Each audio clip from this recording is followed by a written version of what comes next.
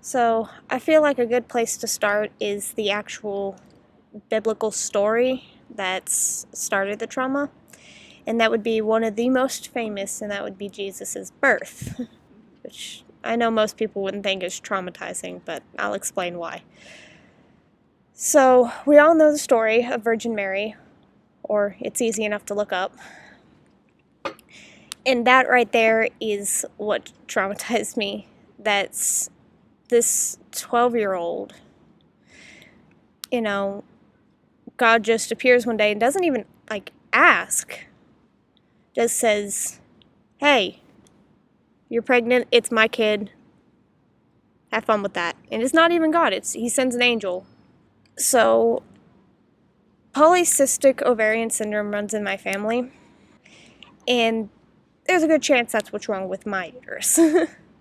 What most people don't know, because it's not taught, is polycystic means that, like the first year that you have your period, it's erratic and unpredictable and, could show up, could not, whatever. That's how it is for your entire life. It never stops being that. And when I was 15, for 3 whole months, I was fucking terrified that I was pregnant with Second Coming of Jesus, and God had just not given me a heads up this time. But there was one other story that deeply bothered me, and that was it was a woman that Jesus healed. She had been bleeding continuously for years. I actually feared something similar was happening to me when I was 14 and I bled for 2 weeks straight. And I don't mean like spotting, I mean bordering on hemorrhaging. Part of it was I was afraid. I was young and I was afraid, and my mom worked a lot at that time, so she wasn't really around to ask, and my mom was never been really a reliable source. And the first several times that I ever complained about how much it hurt, she basically told me I was lying, and that deeply hurt me, and I didn't want to ask again. And going to my dad just kind of weirded him out.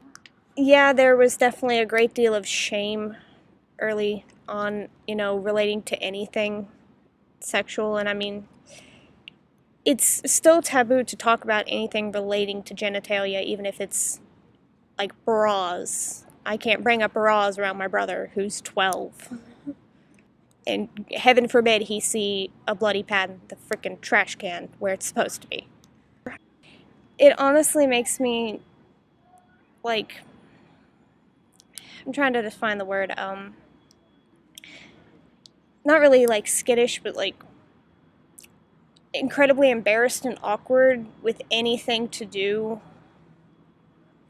with, sexuality or anything along that lines. And it makes me actually fear going to, the gynecologist to try to actually get diagnosed officially with polycystic. Because there's something wrong. And I don't think taking birth control is the actual answer to fixing it. I mean, it works, but not really.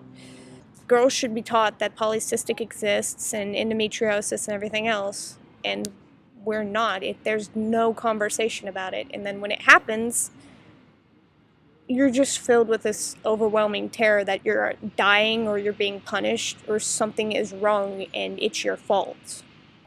Have actual answers and not, oh, well, Eve ate an apple, so now you have to deal with this. Sorry, sucks to be you, bye! Because that's kind of all I ever got, and I was like, that's not an answer!